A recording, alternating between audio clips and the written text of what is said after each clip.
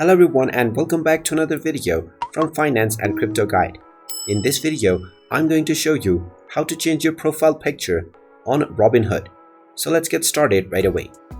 First of all, open up your web browser and then in the address bar type in robinhood.com and press enter. You will then be taken into the official Robinhood website where you can log into your account by clicking on the login button at the top right corner and using your credentials. After logging into your account, you can click on the account icon at the top right corner and then click on Profile if you wish to change your display image. Now from this page, click on Edit Profile and you will be able to edit your profile.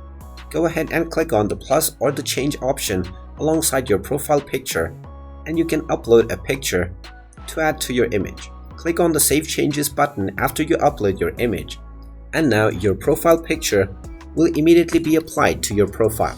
And if you wish to change it, you can once again click on Edit Profile and then click on the cross icon and then add another picture once again.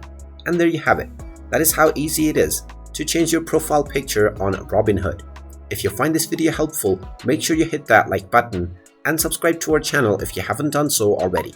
Also ring that notification bell to never miss another update from us.